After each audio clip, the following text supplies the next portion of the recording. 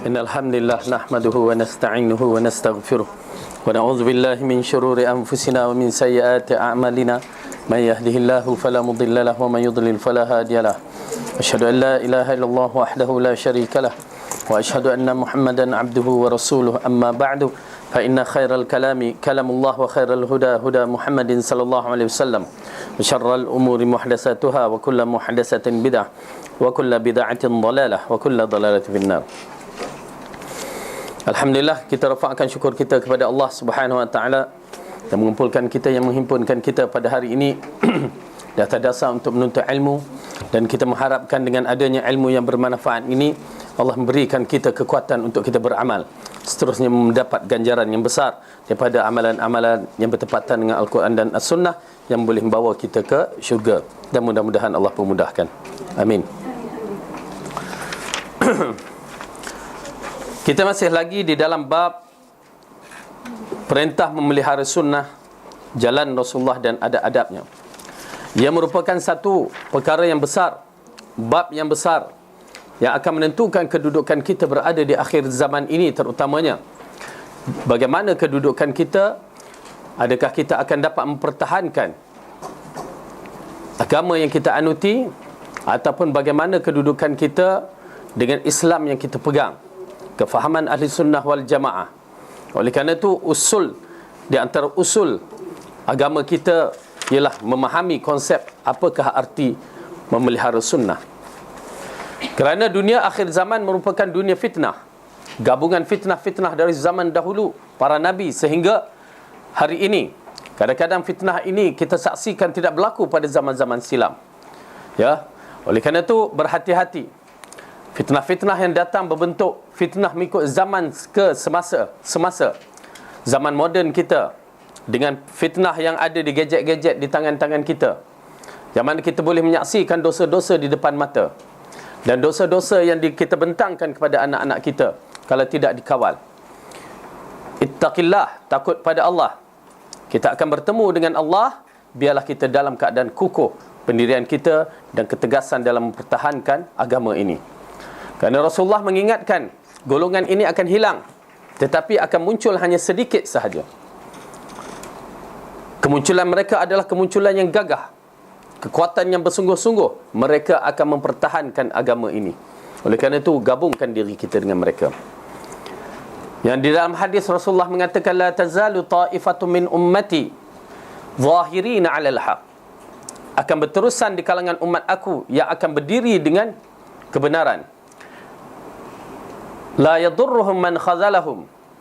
Tidak ada kemudaratan bagi mereka orang yang cuba nak menghalang mereka, hatta ya'tiyal amrullah, sehingga datang keputusan Allah, yakni mati ataupun menang, mati syahid ataupun menang. Yang Imam Ahmad mengatakan, aku tidak kenali golongan ini melainkan mereka ahlul hadis. Ya, Imam ahli sunnah wal jamaah, Imam Ahmad mengisyaratkan golongan ini adalah golongan ahlul hadis. Siapa dia ahlul hadis? Itulah orang yang sibuk dengan hadis, nak memastikan kedudukan pertama hadis itu sahih untuk diamal, dan kedua, kefahaman hadis itu mestilah kepada tiga kurun yang terbaik, dan berada di manhaj akidah al-sunnah wal jamaah. Kerana golongan-golongan yang menggunakan agama juga sedang menggunakan nama ahli sunnah wal jamaah, dan menggunakan hadis-hadis nak memusingkan fakta-fakta yang betul. Berhati-hati, kerana percaturan ini adalah sengit, sementara nak menunggu kemunculan Dajjal. Habis kisah Dajjal, barulah kemenangan kepada umat ahli sunnah wal jamaah. Baik, kita tengok hadis yang berikutnya. Setelah kita melihat ayat-ayat Al-Quran dan juga hadis yang pertama, lalu kita baca hadis yang kedua. Al-Thani an Abi Najih Al-Irbad ibn Sariyah qala wa'adhana Rasulullah sallallahu alaihi wasallam mau'izatan balighah wajilat minha al-qulub wa dharafat minha al-uyun. Faqulna ya Rasulullah ka'annaha mau'izatu muwaddi' fa'awsina. Qala usikum bitaqwallah was-sam'u wat-ta'ah wa in ta'mura 'alaikum 'abdun habsyiyyun wa innahum man ya'ishu minkum fasayara ikhtilafan katsira fa'alaikum bisunnati wa sunnatil khulafa ar-rasyidin al-mahdiyyin addu 'alaiha bin nawajiz wa iyyakum muhdatsatil umur fa inna kulla bid'atin dhalal. Rawahu Abu Daud wa Tirmidzi wa qala haditsun hasan sahih. Al-Nawajiz bizal mu'jamah al-Anyab wa qila Adras. Dari Abu Najih Al-Irbad, nama gelaran dia Abu Najih. Ya, Abu Najih gelaran, nama dia Al-Irbad bin Sariyah. Okey, kalau orang sebut hadis Irbad, inilah hadis dia yang masyhur, terutamanya peristiwa di akhir zaman. Hadis fitnah dikatakan, fitan. Hadis Irbad.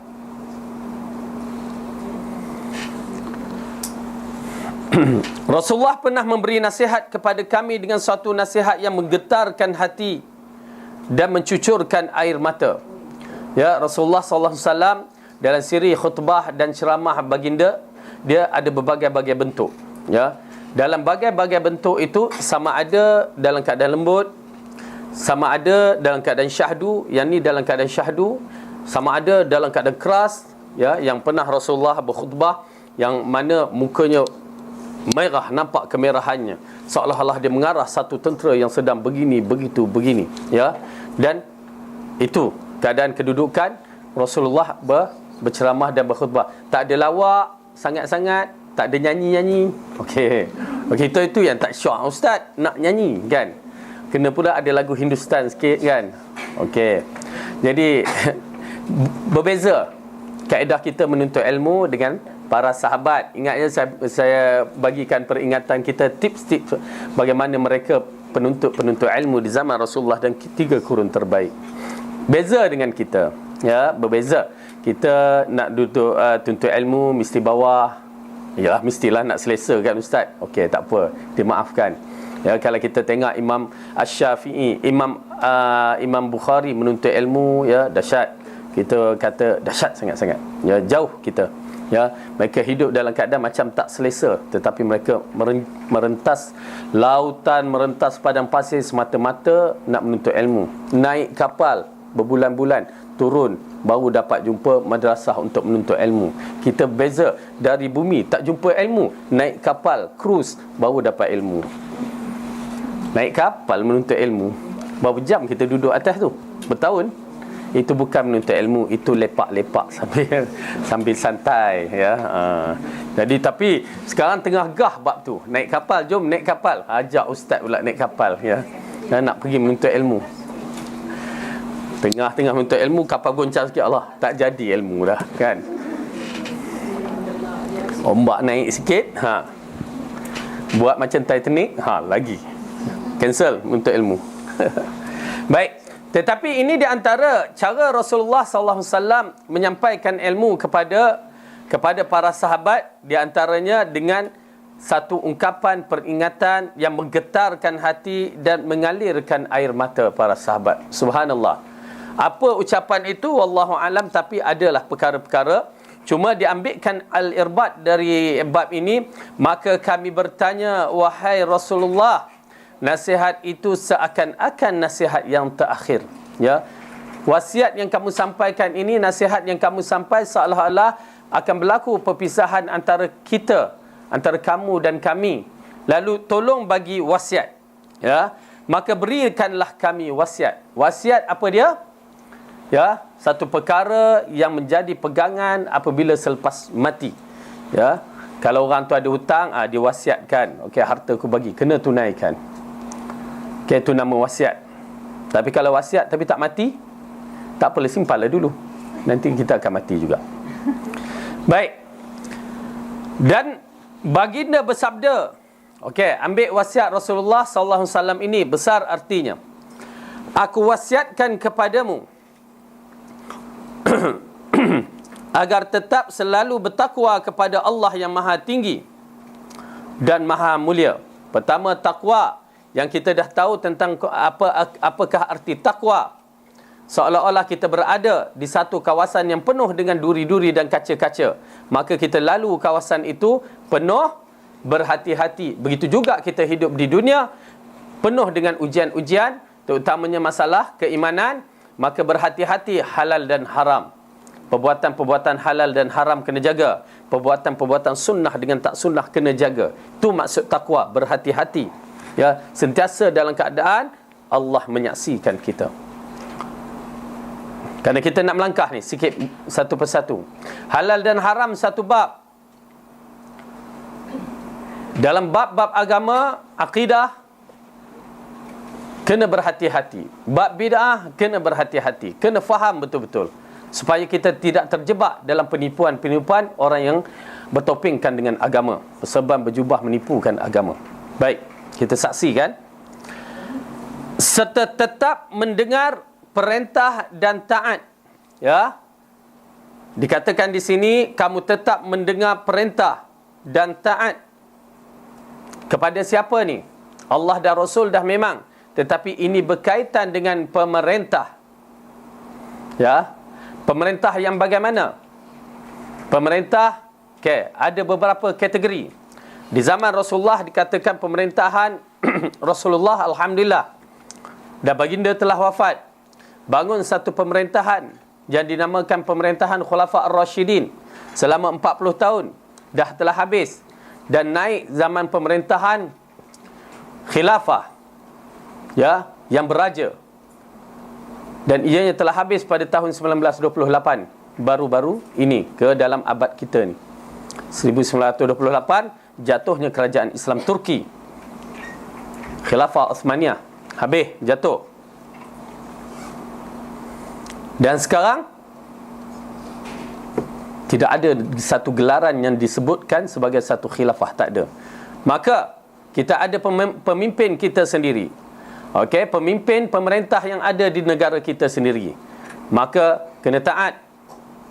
Okey, lepas ini nanti, okey, kira hidup kita ini di zaman fitnah. Zaman fitnah, bila khilafah tak ada, memang fitnah akan berlaku. Itulah perpecahan umat Islam sekarang lagi bertambah teruk. Tidak ada pembelaan terhadap umat Islam. Okey, maka kita berada macam di negara kita, taat kepimpinan. Nanti kita akan huraikan lagi. Dan selepas ini akan berlaku satu khilafah umat Islam yang akan kembali cara nubuwah. Tetapi sebelum nak menyampaikan khilafah umat Islam, kita akan bertemu dalam tanda-tanda besar kiamat. Dajjal, Ya'juj wa Ma'juj, nuzulnya Isa dan Imam Mahdi. Perkara ini akan berlaku sebelum munculnya khilafah. Kerana khilafah itu adalah Imam Mahdi itu sendiri dan Nabi Isa. Baik.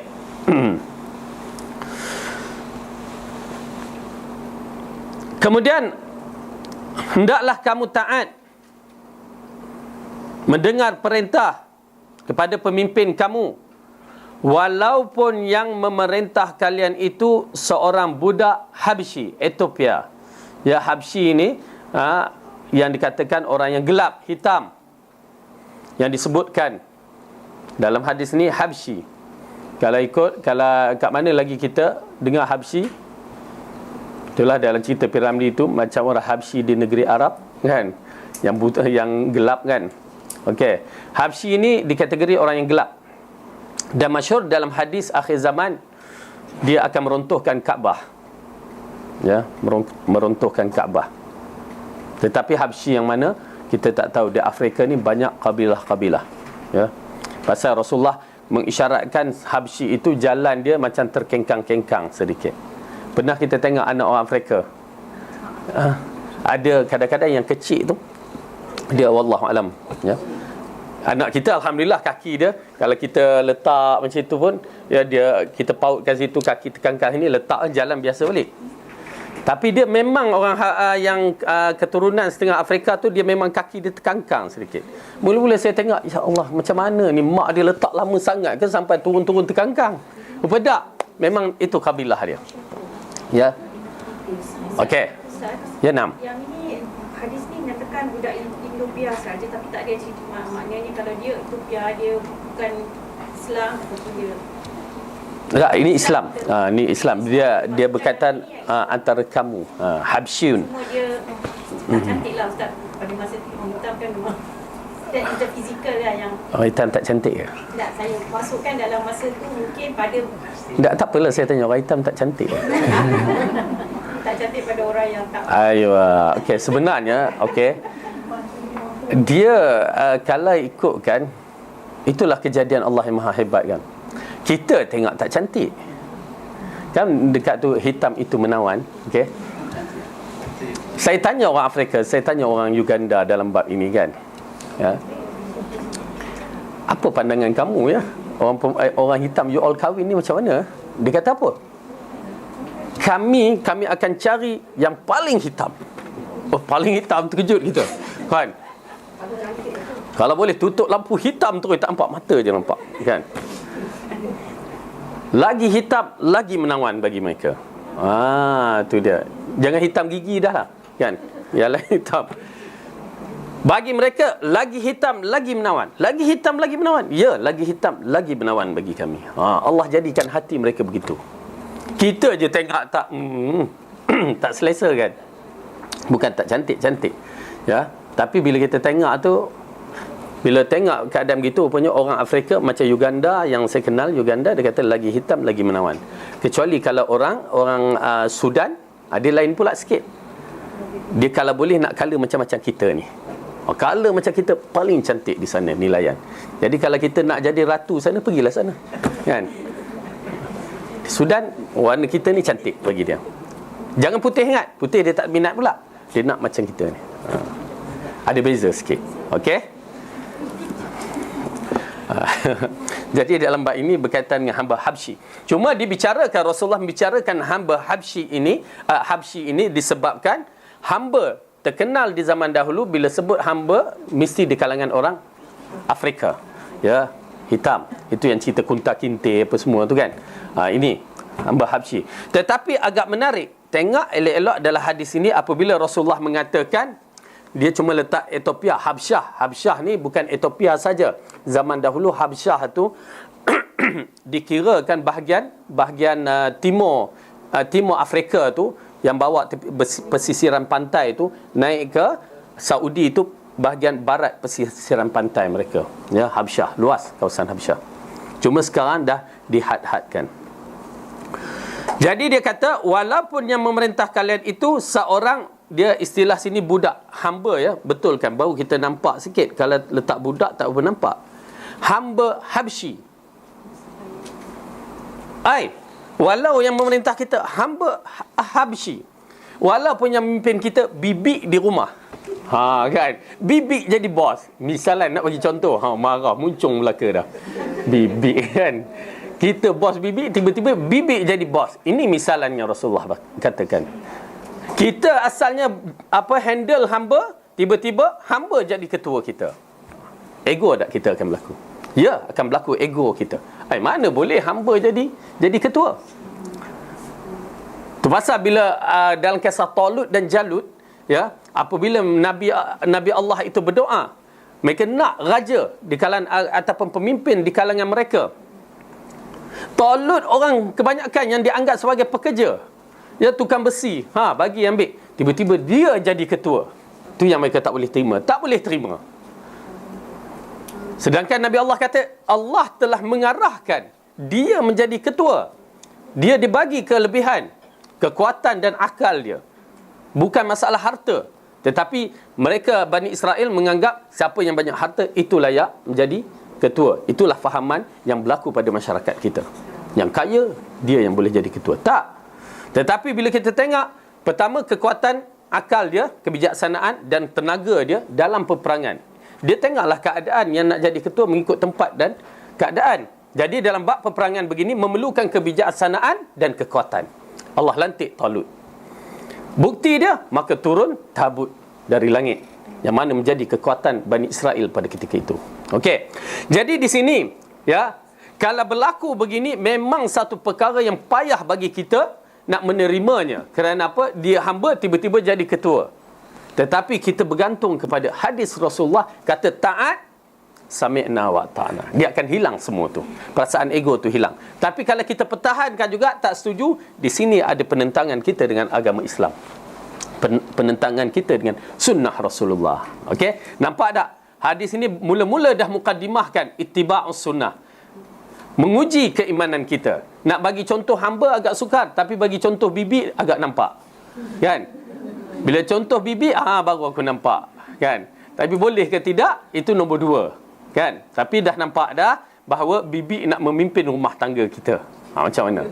Kan? Bahaya. Astagfirullah. Okey, itu memanglah kalau bibi kita kata bahayalah. Tapi dalam hadis ni hamba akan memerintah. Okey? Kita melihat Rasulullah kata taat. Satu benda yang sukar. Tetapi kena terima hakikat. Okey? Rasulullah mengatakan, kenapa kena taat? Sesungguhnya orang yang masih hidup di antara kamu akan melihat banyak perselisihan. Okey? Kita telah menyaksikan perselisihan sekarang. Okey. Kita berada pada zaman yang menakutkan, zaman fitnah. Pemimpin kita yang berbagai-bagai.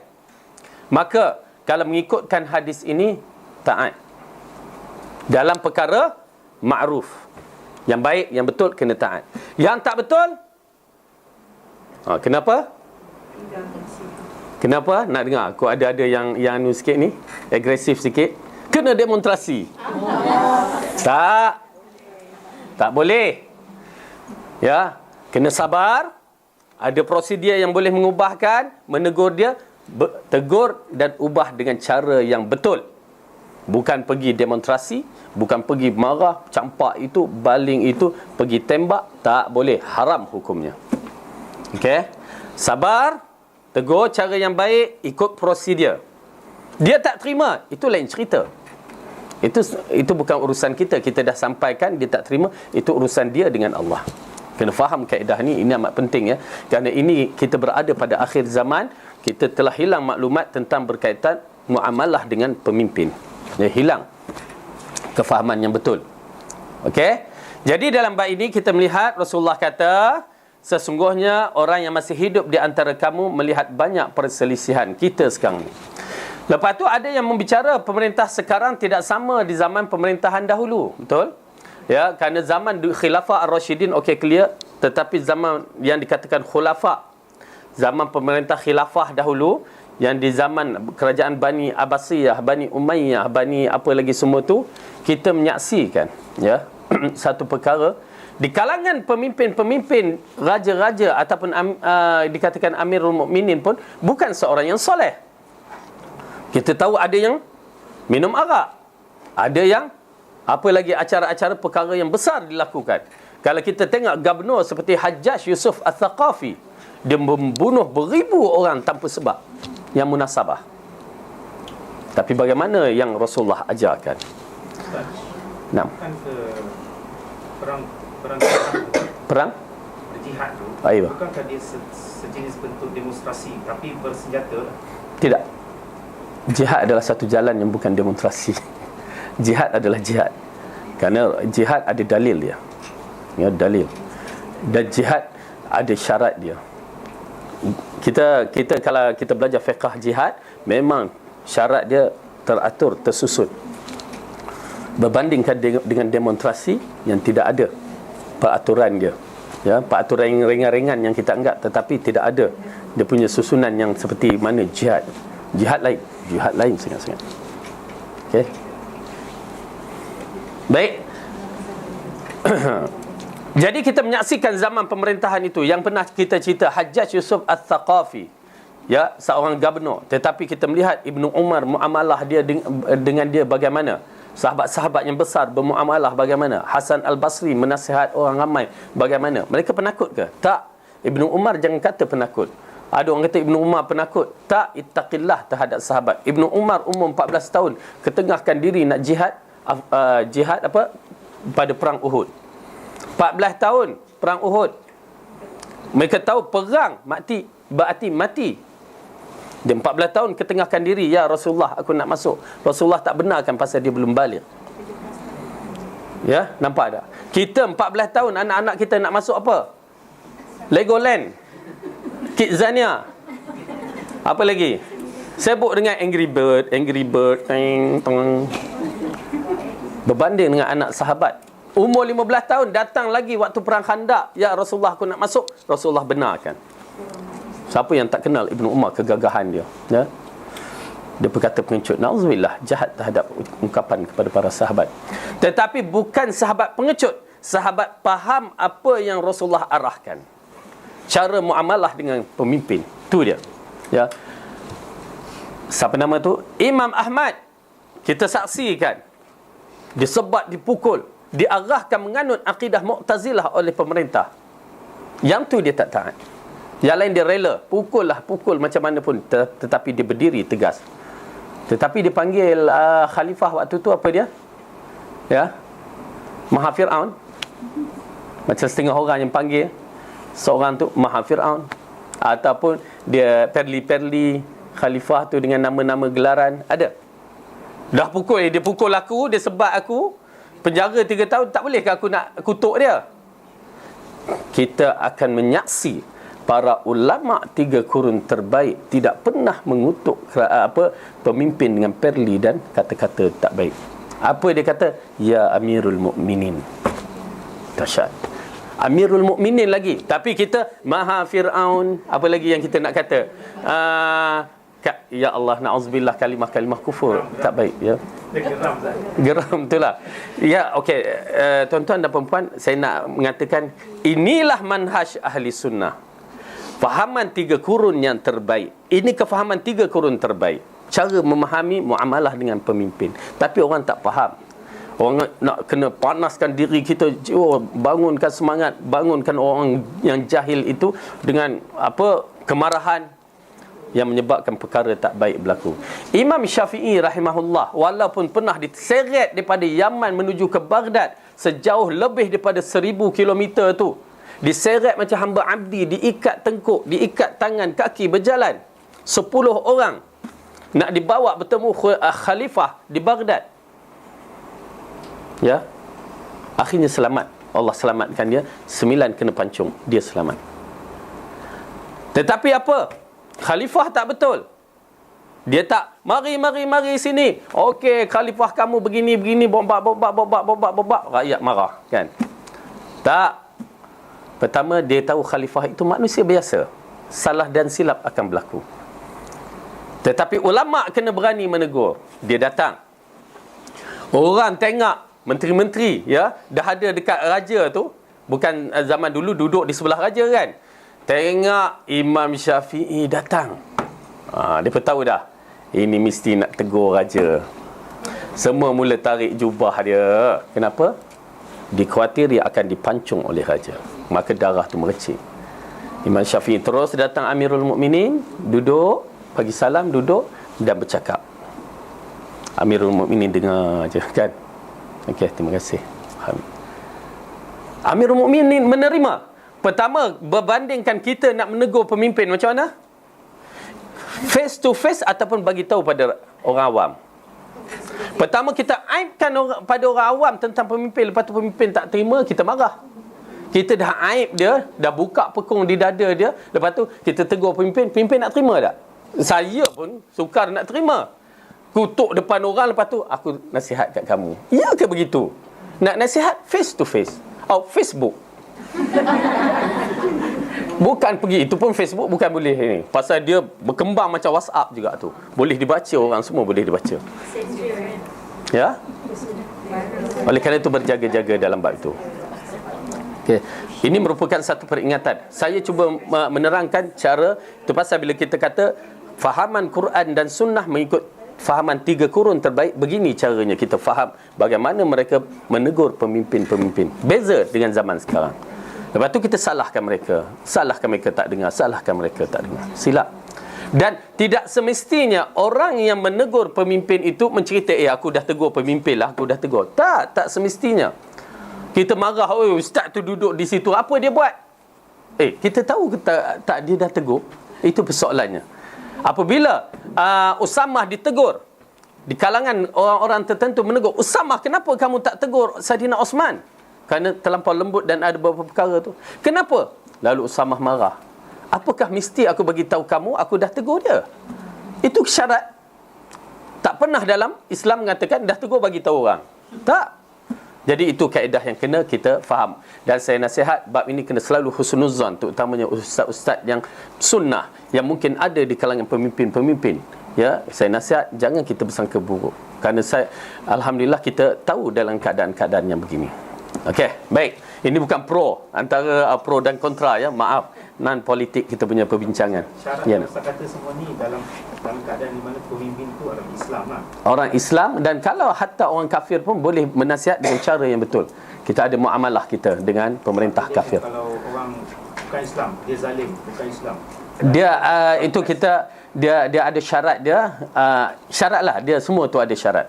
Tu pasal kalau pemerintah ya, walau jahat macam mana pun dia tetapkan satu mesti diikuti. Misalan dia kata bayar parking. Dah bayar dah semua. Kalau saman jangan marah pemerintah. Okey, no parking here, maka tak boleh parking. Jangan rentas je lampu merah. Jangan rentas. Kerana itu di antara benda yang makruf. Ya, kalau kita tak bayar parking tu, apa hukum dia? Seorang je sebut, yang lain senyap kan. Ya, berdosa. Kalau dia dah kata bayar parking, tak apalah, saman tu nombor 2 lah kan. Tak apalah, bayarlah. Kalau tak kena saman, alhamdulillah. Tapi kalau kena saman, ya, di situ akan datang bab kena bayar saman. Tak bayar, dosa. Okey? Betul tu Kak Zara. Pocok laju-laju. Ustaz berserupa juga kan. Kena speed trap kan. Pecut laju-laju, datang beberapa hukum di sana. Lebih 90 km sejam, ada masalah. Ya, langgar arahan pemerintah. Dah satu bab kan. Lepas tu kalau berlaku aksiden, confirm kita salah. Kalau berlaku kena saman, memang kena bayar. Kena speed trap ke apa. Kalau berlaku mati, memang mati katak. Itu kaedah dia. Syekh Ibn Baz mengatakan kalau ketetapan tu kita potong laju lebih daripada ketetapan yang ditetapkan, maka mati katak. Disebabkan mati bunuh diri. Kawan-kawan nak sebar-sebarkan je PJ jaga kat sini, baik-baik. Jadi berdosa lah Ustaz. Itu tak apalah. Itu nak berhati-hati. Okey, itu mengingatkan kalau kita ada waste misalan kan. Waste main peranan juga. Dia di sana ada polis kan. Tak apa, tak ada masalah. Sampai bila lagi kita tak disiplin, kita membawa Wallahualam, kita dah masuk benda macam ni. Ya. Katakan kita tahulah pemerintah tu dia buat sesuatu polisi yang rasanya kita menzalimi penduduk lah, rakyat. Dan kita tahu based on siasatan adalah unsur-unsur cronyism, pakatan. Dia melakukan sesuatu harga, contohlah dia nak mengkayakan golongan-golongan dia. Dan benda polisi ni suppress atau menzalimi rakyat biasa. So macam mana Ustaz? Apakah kita patut ikut juga dalam hal ni? Okey, dia begini kedudukannya. Kita nak mengubah pemerintah kan. Okey, kalau benda tu berlaku, kita tak boleh nak buat apa misalan kan. Benda tu harga naik. Nak mengubah macam mana? Pertama, kita ikut prosedur. Satu. Dan kedua, kalau sampai masanya dan kita sistem pilihan raya, maka itulah kegunaannya. Ya. Dah terjebak dalam sistem pemilihan raya, demokrasi yang dikatakan yang dibuat oleh Yahudi itu sendiri. Kita yang tak tahu demokrasi, sistem adalah sistem Yahudi.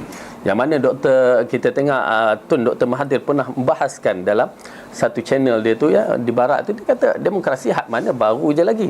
Pernah kerajaan dipimpin bawah Maharaja Cina dahulu kan, beratus tahun memerintah. Okey, jangan kita katakan demokrasi itu terbaik. Okey, cuma kita mengatakan kita dah terjebak dalam sistem yang dia buat oleh Yahudi ini. Maka tak boleh nak keluar, kita gunakan jalan dia untuk mengubah pemerintah. Itu cara dia. Bukan kita keluar ke jalan untuk mengubah pemerintah, dia akan jadi fitnah. Ya, mengalirnya darah umat Islam satu benda yang besar. Ya, jadi oleh kerana itu berhati-hati. Memang kita tak setuju dalam bab 4, ialah manusia biasa yang buat, maka kita kena bersabar, gunakan prosedur. Itu je. Ya. Tapi kata kita seorang je sedar, orang lain tak sedar, habis cerita lah kan. Nak buat macam mana? Tapi berhati-hati. Kerana kita akan menyaksikan, mungkin dalam hadis ni kita tak, wallahualam, hadis yang lain, Rasulullah mengatakan sehingga pemerintah itu memukul kamu, mengambil harta kamu. Dengar tak? Okey.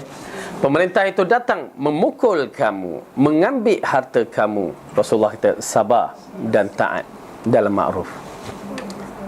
Pemerintah datang buat berbagai-bagai pada kita, sabar. Ingat ya, kita tak menggunakan senjata kita sebagai mustada'afin, golongan lemah. Tahu tak, pada kita ada doa. Kenapa kita tak doa, ya Allah bagi petunjuk kepada pemimpin kita? Itu Ibnu Aqil mengatakan itu adalah manhaj ahli sunnah. Bila kita berdoa, ya Allah bagi tunjuk kepada pemerintah, manhaj ahli sunnah. Tapi kita terbalik, kita kutuk, kita maki, hilang manhaj. Doa, kalaulah doa ini boleh mengubah batu yang besar, tenaga 3 lelaki yang kuat tolak batu yang tertutup pada bukit tu, gua tu, tak boleh tolak. Tiba-tiba datang hanya doa, bertawassul dengan tawassul yang betul, terbuka. Hebat doa. Itu yang dikatakan doa boleh menusuk masuk dinding-dinding besi, ya, boleh masuk sampai ke dalam bumi dan ke atas langit. Doa. Tapi kita tinggalkan doa ni. Dan kita pula doa lepas solat je dah habis, lepas tu lantaklah tak nak doa. Ya, sampai kita dalam kereta nak berdoa pun dah kita syarat kena angkat tangan. Tak boleh nak berdoa. Nanti angkat tangan ni, alah doa mayat pula dah tengah drive angkat tangan. Silap. Doa je lah. Apa masalah? Bukan syarat doa itu mesti angkat tangan. Ya. Baik. Kemudian Rasulullah mengatakan, sesungguhnya orang yang masih hidup di antara kamu akan melihat banyak perselisihan.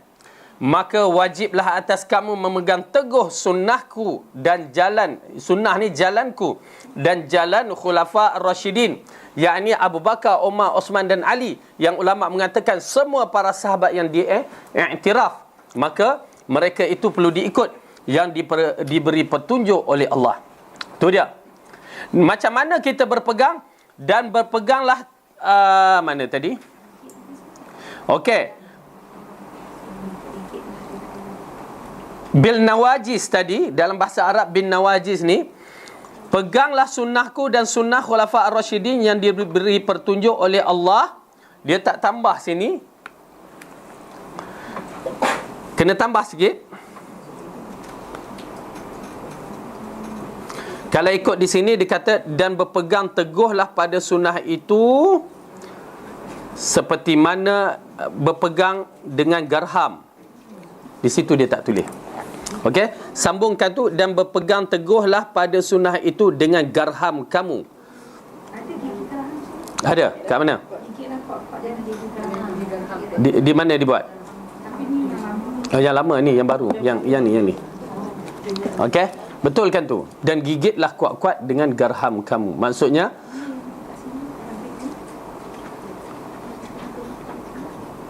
okey, boleh faham ya?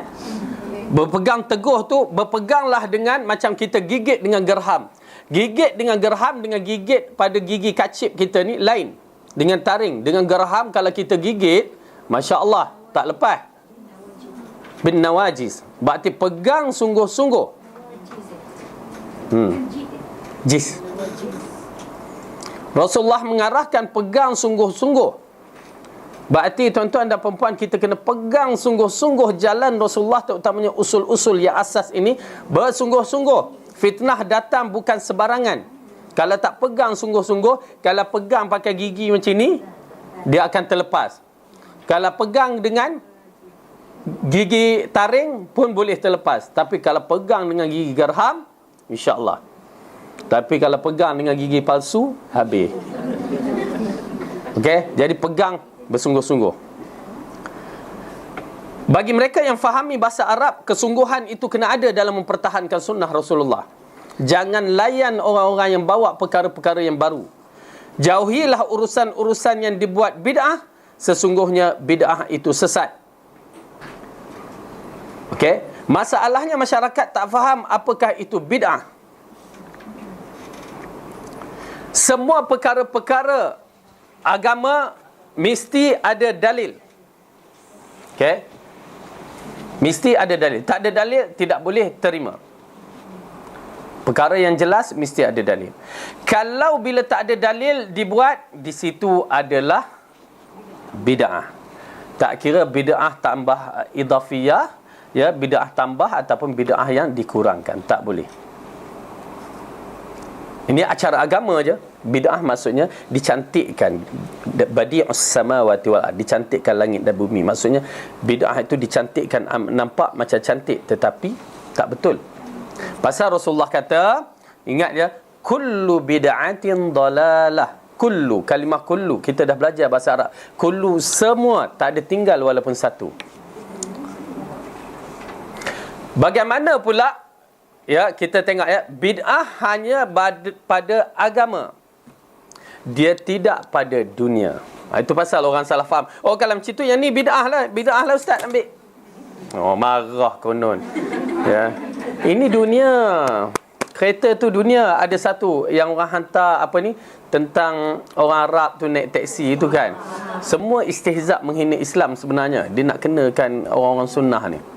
Dia bicara tentang teksi, tentang handphone, tentang tu. Itu bukan bid'ah. Itu dunia. Lantak bid'ah yang dunia tak menjadi masalah. Buatlah. Kan? Itu pun berpada-pada. Kan? Yang sampai bila orang kata yang si penulis itu, kita tahu di antara orang yang marah kepada kerajaan Saudi. Yang membina bangunan tinggi-tinggi seperti bangunan di New York sana. Kan? Lepas tu orang tu komen, ini tak bid'ah ke? Siapa? Itu dunia. Dia tak masuk kategori bid'ah. Bawa dunia bukan bid'ah. Antum a'lamu bi umuri dunyakum. Rasulullah kata, kamu tahu tentang urusan dunia, maka tidak jadi bid'ah dalam bab tu. Agama ada masalah. Itu usul tu. Habis bid'ah hasanah tu. Dia datang bid'ah hasanah, aduh sakit pula. Kalau nak letakkan bid'ah hasanah, memang urusan dunia bid'ah hasanah. Dia berhujah tu. Sayyidina Umar kata, macam mana dia kata? Ni'matu bid'ah hadhihi. Sebaik-baik bid'ah ini. Macam mana? Sayyidina Umar kata, sahih pula tu. Padan muka ustaz. Nak jawab macam mana? Pasal kes apa? Solat tarawih. Ya, sila. Sebab solat tarawih, maka Sayyidina Umar mengatakan ni'matu bid'ah hadhihi. Ustaz jawab, aduh pening kepala ustaz dah, kata, makan Panadol kejap. Kita mengatakan, ya, bukan kita, ulama mengatakan, kenapa Sayyidina Umar berkata begitu? Disebabkan di zaman Rasulullah ada tak solat tarawih? Okey, berjemaah?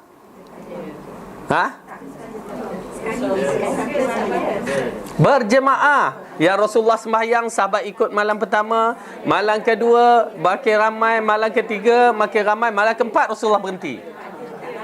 Okey? Berarti perbuatan itu pernah berlaku zaman Rasulullah, betul? Kenapa Rasulullah berhenti? Ya, illah dia, sebab dia takut wajib. Allah wajib, letih kita. Tara 5 waktu ni pun tunggal langgang. Kan? Ini kan pula nak diwajibkan tu. Jadi Rasulullah berhenti, maka semenjak hari itu Rasulullah sembahyang sendiri-sendiri, sahabat sembahyang sendiri-sendiri. Zaman Umar pun, zaman Abu Bakar pun begitu, semua sembahyang sendiri-sendiri. Zaman Umar, maka Umar tengok di masjid sana, lalu Umar mengatakan, alangkah baik kita berdiri di belakang satu imam. Kerana apa? Rasulullah pernah buat. Maka digabungkan. Maka bila digabungkan menjadi satu, maka Umar mengatakan ni'matu bid'ah hadhihi. Maksudnya benda ni pernah dibuat oleh Rasulullah, maka dihidupkan semula. Kalau macam itu dikatakan bid'ah hasanah, kita terima. Okey, misalan zaman sekarang, azan ada tak sebelum subuh di zaman Rasulullah? Sebelum subuh tu ada satu azan. Kita tak buat dah. Kita tak buat. Tiba-tiba kita hidupkan, maka kita kata ni'matu bid'ah hadhihi. Boleh. Inilah bid'ah hasanah, disebabkan pernah berlaku zaman Rasulullah. Tapi ada syaratnya. Syaratnya apa? Sebelum buat azan tu, inform orang keliling ni, bagi taklimat, kami akan buat azan sebelum subuh, supaya ada yang nak bangun sahur, lah dah habis sahur, dah azan, tiba-tiba dengar azan kali kedua, lah apa hal ni, kan? Itu dengan syarat kena bagi tahu. Kerana orang yang bangun awal tu nak sembahyang subuh cepat, kan? Tiba-tiba dah azan, lepas tu dengar azan yang kedua, jadi masalah. Okey, kita berhenti kat sini dulu. Ada apa soalan? Ya, na'am. Yang pada Ustaz yang kes sebelah tu juga orang yang tembak yang buat kalkulasi Okey.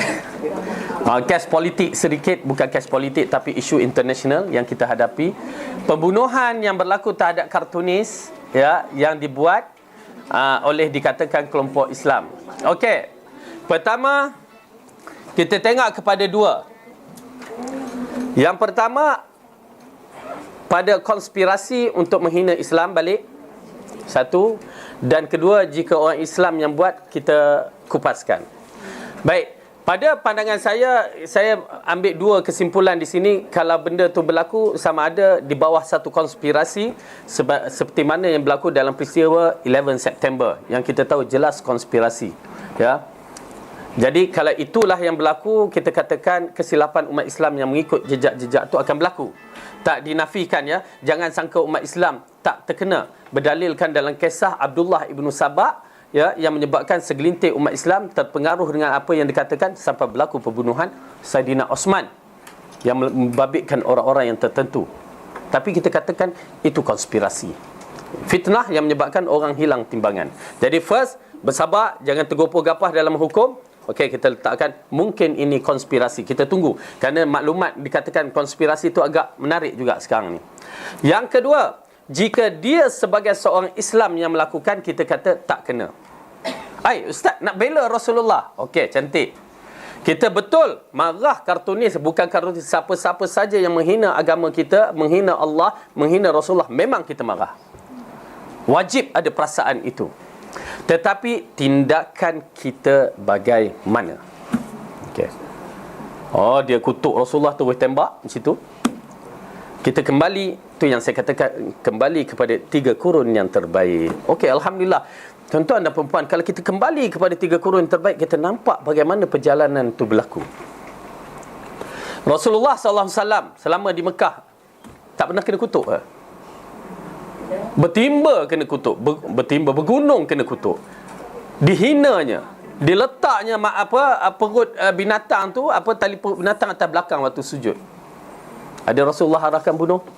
Ada sahabat bunuh? Okey, mungkin itu Ustaz dalam keadaan lemah. Ya, kita sekarang kuat ke lemah? Kena tengok. Okey. Di Madinah ada sahabat-sahabat nak membunuh, macam Abdullah ibnu Ubay ibnu Salul yang mengutuk Rasulullah, Yahudi yang mengutuk Rasulullah. Tak ada. Dia pun kutuk Rasulullah, kita pun Masya Allah, kan? Tapi Rasulullah tak ajar. Tunggu sampai satu tahap, bila kekuatan Islam itu ada, kekuatan Rasulullah sebagai pemimpin raja itu ada, baru dia mengatakan, pergi bunuh Ka'ab ibnu Ashraf Yahudi itu yang telah menyakiti aku. Baru seorang sahabat muncul, ya Rasulullah, izinkan aku berpura-pura. Silakan. Kenapa? Bila berpura-pura tu, dia akan mengutuk Rasulullah, menghina Rasulullah, tetapi sebagai alasan untuk nak bunuh orang tu. Jadi dia tak jatuh kafir. Kalau mengutuk macam tu, kafir. Baru Rasulullah kata, bunuh. Dibenarkan. Ataupun pada hari Fathul Mekah, Rasulullah kata, jumpa si fulan, disebut, maka walaupun mereka itu bergayut di kelambu Kaabah, dapat bunuh. Dari situ datang hukum, tidak dibenarkan sesiapa bertindak sendiri-sendiri.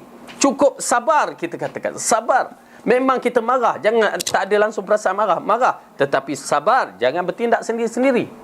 Yang boleh bertindak orang yang seperti adanya khilafah Islamiah, ataupun ada, maksudnya sebuah negara yang kuat betul-betul untuk berdepan, macam itu boleh. Dan tunggu fatwa ulama juga yang betul-betul rasikhun, bukan ulama tok guru pondok kata boleh, tak jadi, ustaz tu kata boleh, tak jadi. Fatwa ulama itu pentingnya. Dan kalau boleh fatwa ulama yang amanah, yang betul-betul amanah, ya, yang seperti fatwa ulama di Timur Tengah sana. Begitu kedudukannya. Nampak tak? Jadi perbuatan itu menimbulkan fitnah yang besar, menimbulkan satu perkara yang tak baik selepas ini, yang kita nampak, yang menyebabkan umat Islam lagi tertekan, lagi berisiko. Ya. Ayat dia tak boleh pakai sebagai orang Islam, apa dia kena buat? Dia arahkan bagi pekerja je. Mana-mana kerja tak boleh. Ya, kerja masalah lah kalau tapi kata-kata kalau dia menghalang terus, bagi saya kalau dia menghalang pakai tudung untuk keluar bermasalah. Oleh kerana itu ulama-ulama mengatakan hijrahlah daripada negeri kafir ke negara Islam. Tetapi kalau tak bagi purdah, mungkin ada alasan. Kita katakan khilaf ulama dalam bab wajib ataupun sunatnya, ya, purdah. Tetapi tak pakai tudung tu beratlah. Cuma kalau dia kata tak boleh pakai tudung tempat kerja, janganlah kerja. Carilah kerja lain maksudnya lebih. Tara pelakon kita pun masya-Allah kan, saya tengok masya-Allah. Ya, Rosyam kan, bila anak dia nak bekerja, tiba-tiba orang tu arah tanggai tudung. Nampak tak? Masya-Allah, saya puji dia sudut tu ada prinsip, ya, sebagai seorang Islam tu ada prinsip. Masya-Allah. Wallahu a'lam bissawab. Dari Ustaz, satu lagi. Kalau kita biar, contohlah Perancis dah buat kartun. Negara lain macam sekarang ni Angola dah haramkan Islam. Kita tak buat apa. So setiap negara ada polisi dah mula tekan. Macam dulu Turki, parlimen tak boleh pakai. So dia nampak makin merempak lah tekanan kat atas Islam. So kita, polisi kita tak boleh bertindak. So lama-lama makin tindak dan kita dianggap sebagai umat yang lemah. So, kita tidak berkemampuan, itu puncanya. Kalau kita rakyat yang sedar, pemimpin tak sedar, masalah kan. Jadi oleh kerana itu dalam bab ini kita katakan sabar. Inilah zaman fitnah yang kita kena ikut arahan ulama. Kita ada satu arahan ulama ataupun fatwa ulama, kena ikut arahan tu. Kerana kita tak boleh berbuat sendiri-sendiri.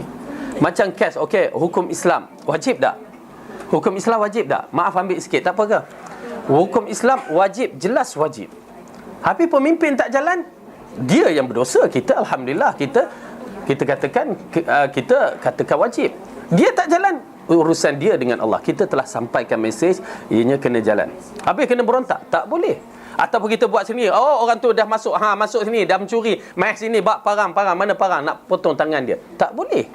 Ataupun dia dah bunuh saudara mara kita pun ambil hukum bunuh juga. Tak boleh. Kenapa? Dia akan menimbul fitnah yang lebih besar. Kalau kita di Malaysia mungkin tak ada kabilah, tapi kalau kena tanah Arab macam Yaman apa, kamu bunuh kabilah aku bunuh kabilah kamu. Tu dia berperang. Sudahnya berperang. Tara dalam bangsa Arab satu apa? Kisah Arab jahiliah, tara tanpa kuda boleh berperang 70 tahun, tanpa kuda je baru 70 tahun. Ini kan pula bunuh orang. Okey, jadi benda ni kena berhati-hati, memang kena di bawah satu kekuatan yang betul-betul, yakni dinamakan pemerintah. Tidak dibenarkan sesiapa melakukan sesuka hati dan haram hukumnya. Okey, tak apa, siapa yang nak beredar boleh. Okey. Assalamualaikum Ustaz, bukankah kita perlu mempertahankan diri dengan melawan kepada orang yang bikin kita? Bukankah zaman Musa Fir'aun sudah melebihi batas? Allah merintahkan Musa untuk berjumpa Fir'aun. Bukankah ini satu pelajaran membolehkan kita lawan pemerintah? Okey. Dia kata, betul tak kita boleh melawan pemerintah? Okey, boleh lawan pemerintah. Jadi dalam bab ini dia kaitkan bahawa kita mempertahankan diri, okey, melawan kepada orang yang melakukan kepada kita. Okey. Bukankah zaman Musa Fir'aun sudah melebihi batas? Okey. Bila kita menyaksikan pada zaman Musa dan Fir'aun, kita dapati apa yang Allah arahkan pada Musa. Pertama sekali, wahai Musa, pergi kepada Fir'aun, qul qawlan layyinan. Katakan perkataan layyin, lembut-lembut, beradab. Dengan Fir'aun pun kena beradab. Tuan-tuan dan puan-puan, kat mana manhaj kita? Allah kata kepada Musa, katakan kepada Fir'aun perkataan yang beradab, berakhlak. Bukan maki hamun, kamu Fir'aun, maha Fir'aun lagi apa. Tak, beradab. Ini syakhsun Islamiah yang betul. Cara beradab. Okey. Kemudian bagaimana? Dan kita tengok Musa mengikut arahan Allah satu persatu perbuatannya. Dia bagikan hujah bayan. Kita sampai tak hujah bayan kita? Betul kita mempertahankan diri kita. Habis bagaimana kedudukan Rasulullah mengatakan, bila pemerintah kamu pukul kamu, ambil harta kamu. Sabar. Kita tak setuju. Memang kita nak mempertahankan. Boleh, tak mengapa. Tetapi Rasulullah dah kata sabar, sabar. Okey, betul dalam hadis mengatakan man qutila duna malihi fahuwa syahid. Siapa yang mati mempertahankan harta dia syahid. Betul. Ya, bila suasana orang merompak apa semua, kita pertahankan syahid. Tetapi dalam bab pemerintah lain jadinya Rasulullah kata sabar. Dahsyat ni dalam bab ini. Betul dalam hadis mengatakan, dua hadis yang masyhur sahih. Pertama, berlawan dengan hawa nafsu, jihad di antara jihad yang besar, melawan hawa nafsu. Dan satu lagi jihad yang paling besar, mengatakan hak kepada pemerintah yang zalim. Apakah maksud perkataan yang hak? Oh, berkata di tengah-tengah orang ramai? Tak. Berjumpa dengan pemerintah secara betul, bercakap dengan cara yang betul. Itu dia cara dia. Tuan-tuan dan perempuan, rujuk 3 kurun yang terbaik. Saya nasihat lepas ini, rujuk bagaimana perjalanan Imam Malik bersama pemerintah. Ya, Imam Malik di penjara. Bagaimana perjalanan Imam Syafi'i yang pernah disebat, diseret dari Yaman ke Baghdad. Bagaimana Imam Abu Hanifah yang di penjara sampai hari ketiga sebelum dia mati, 3 hari sebelum dia mati baru dibebaskan. Dan bagaimana pula Imam Ahmad dengan pemimpin di penjara, semua imam besar. Imam Nawawi, Imam An-Nasai, subhanallah, cerita dia mengalirkan air mata kita. Tetapi bila mereka berhadapan dengan pemimpin, ada kaedah-kaedahnya. Okey, kita kembali kepada 3 kurun terbaik. Selesai masalah. Jangan kembali kepada ustaz-ustaz yang semangat, orang-orang yang bersemangat, dia takkan selesai masalah. Saya nasihat, kembali 3 kurun yang terbaik. Khairun nasi qarni, summal ladzina yalunahum, summal ladzina yalunahum. Sebaik kurun generasi adalah kurun aku, kemudian kurun selepas itu, kemudian kurun selepas itu. Itulah jalan saya, yang insya-Allah saya akan berpegang jalan ini, walaupun orang kata apa ustaz pengecut apa, tak. Saya berpandukan, ada panduan saya sendiri. Wallahu a'lam bisawab. Yang baik itu datang daripada Allah, yang salah dan silap kelemahan saya sendiri. Aku qauli hadza wa astaghfirullah li wa lakum. Assalamualaikum warahmatullahi wabarakatuh.